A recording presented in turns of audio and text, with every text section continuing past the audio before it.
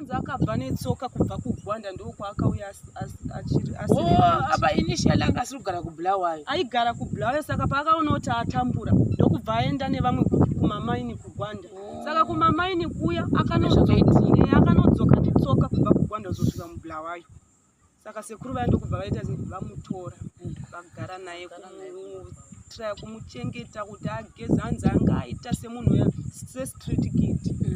Saka iko zvino vaiti ndikawana mari ndichaita kuti auye kumba vauye naye because ukati iye ngauye ega auye kumisa mukomba asi violent yake anzaro yakuona mwana vachi kuchotendera kazi kufanana kuti jaba tavandi yamuidomo vele nani anada vele kuti anzi vari kuda kutomuona kuti ndashaye kuti ndinomuona sei ndikaona vanhu vanoda kuti vandibatsire kuti auye ndinofara.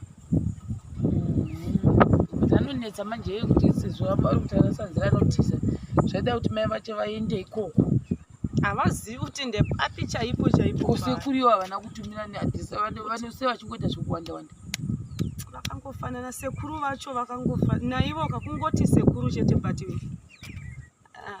havasi kunzvenga nayewo here kana ivo vakati ini kungoti sekuru vacho ivo havana kunyatsokwana zvakanaka saka vanhu vasina kukwana vakasangana mapenzi ega hauzorwisisi manje kuti vari papi chaipo because isu takalasta kuwasiya kuhillside kwavaigara hanzi china vari kukala kusavata kwaro kana vari kuti aigara kuhillside kuchechi kusavata vari vaviri sekuru nemuzukuru aiwa sekuru ndokwavaigara kuhillside kuya vaichengetwa pachechi saka mukomana uyu paakazouya hatizivi kuti vachiri kugara ipapo here kana kuti vakachinja kuchengetwa chishandira kana kuti kuchengetwa zvokuti vari kutambura kuchengetwa zvekutambura kuya ngatingatadzi kushanda iwa vaigara ipapo vachipiwa chikafu vachipiwa hembe ipapo saka pavakabva makafona pana sekuru makati kutipe adresi yepamhuri izvozvi hatina kuzvifunga muzvifunge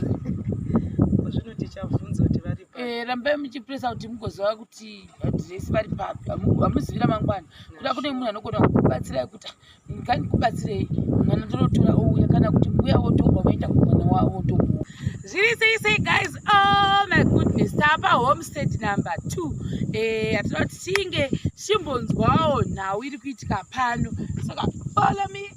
By the way guys, ndina maishoni ndo vakandiperekedza kunoku but nhasi tofanange tapedza titorwa pasi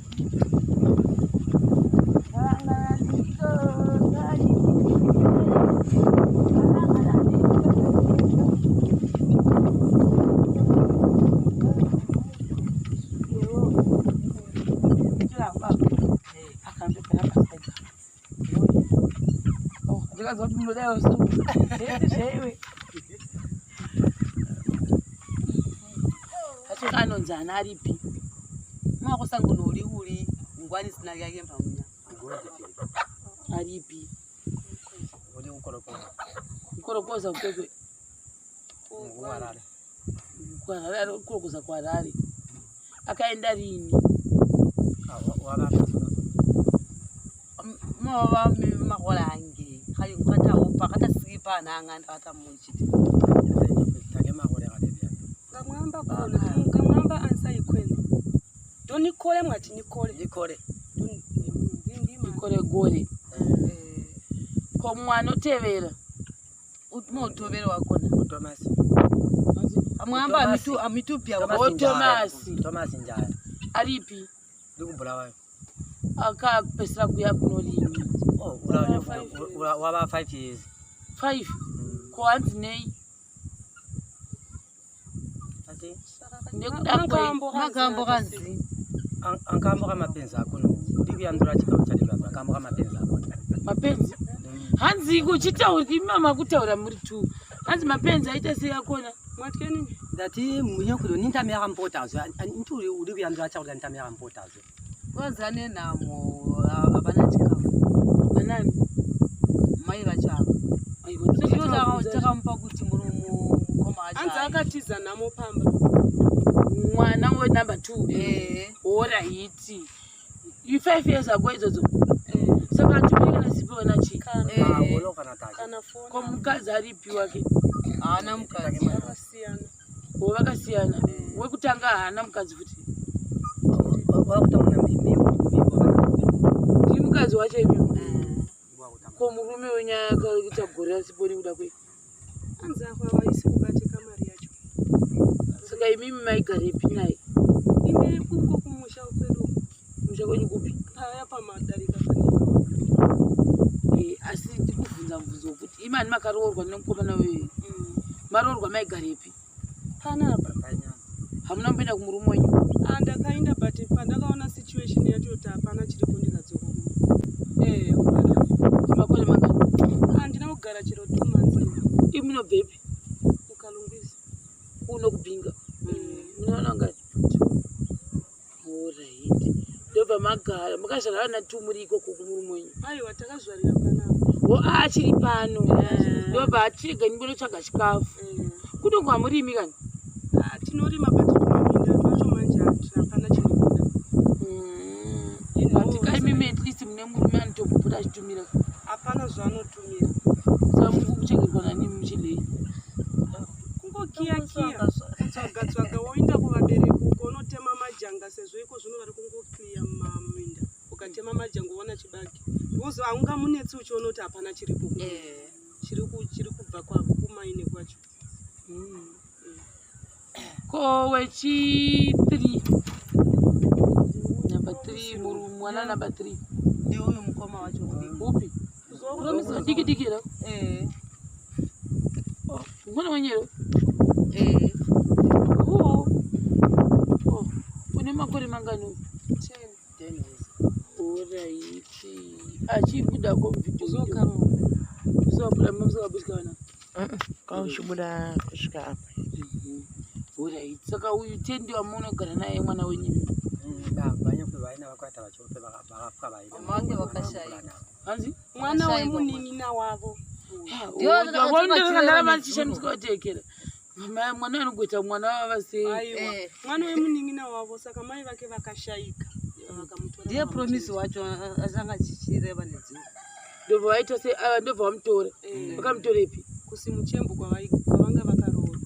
Saka vakatorerei mwana wemunin'ina wavo kubva kuvabereki vake? Vakashaiwa nomuchengeta. Baba wacho varipi?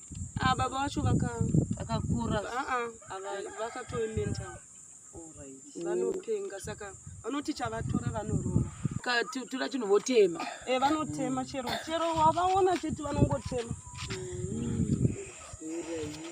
Ndo pakazonzi baba tirege ndotora mwana. Kazi mwana wacho anorwara saka vakatoona kuti semunhu anopenga angagoni kumupa mapiritsi. Saka ndobva vatega ndigomuchengeta. Saka uchikora nezwa anopinzwa navo. Na mama. Akatonyoresewa manje nguva yese yanga asingaendi kuchikoro. Asanzwe zvakanaka. Akashaiwa anomubhadharira. Ini ndakazoenda naye ndikanotaura naheadmaster this term kuti mwana uyu hazviiti kuti agare asingaendi kuchikoro. Anozoita mbavha chero kuti anozoita misikanzo. Vakanomutora vakamugamuchira chete kuti ngaauye. Pamunenge mawana mari munouya mumubhadharira.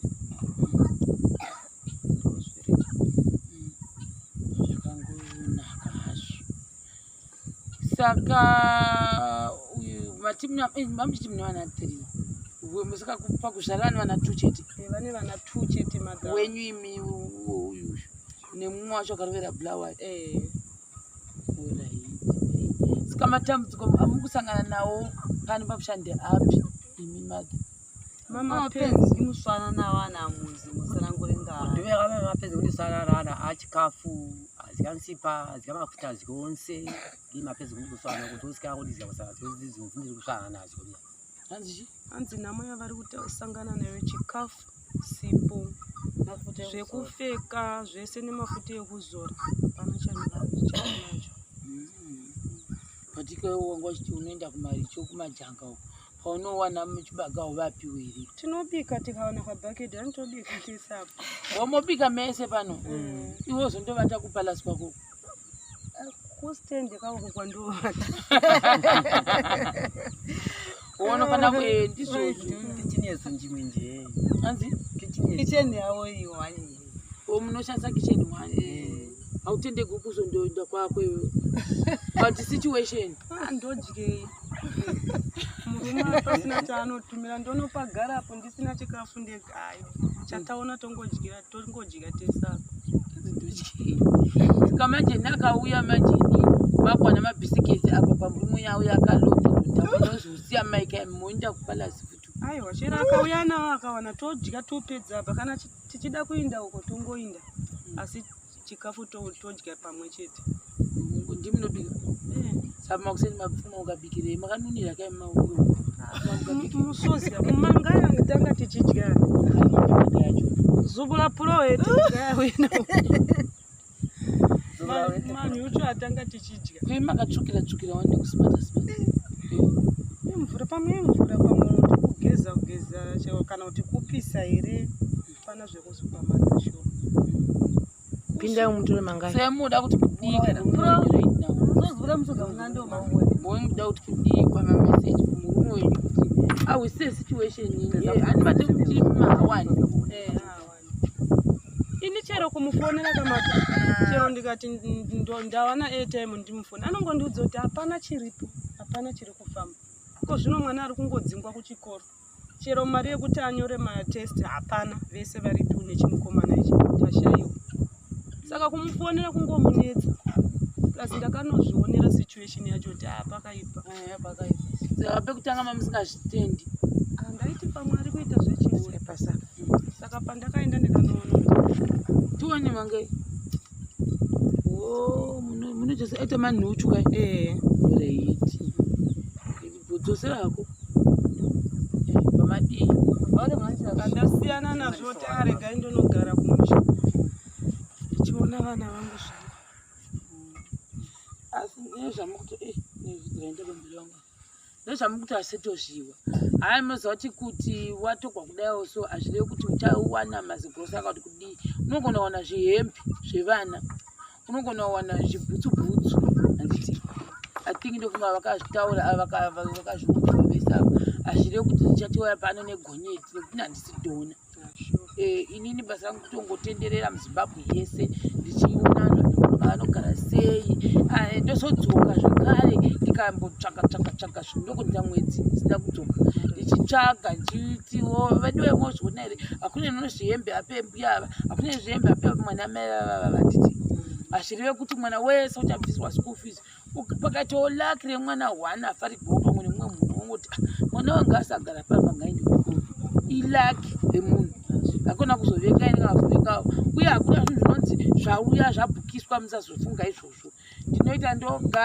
kana vanhu vandipa zvinhu zvangu zvandendapuwawo zvihembe ndinouya ndototanga kugova ndoga futi ndogovanisa ndoga kuti vanhu vose vakwane ane andikandikatora kunyanyanya kuhembe ukandoziva saka zvokuchikafu ndingada kurevera nhema unoguma uzovengwa paya kunzi chikafu chedu chiripi shuwa kusina shuwa chandinoziva ihembe nekuti kune zvimwe zvibheke zvatakasiya tichiti toda kuzoisa kune zvimwe nzvimbo nevamwe vanongo vachifuna kuti tire hembe dzakati uya utore hembe pakati asi nditi handisati ndadzokera saka hembe ndo dzandoziva kuti ndokwanisa kuzodzoka nadzo kuchikafu iwo mugondiregererawo chikafu chinonetsa kuti munhu ati ndoda kupa chikafu chinonetsa ungotsanangurirawo gogo vari kwamboti mavo apa chivakwanisika kudya nekuzava kugwasizwa kuri vanga vavalaki vanjira nenzigogo chakurya tahepe ngavarabe kudya ko asikufizi vatimuzi tahepe kuti wavalaki but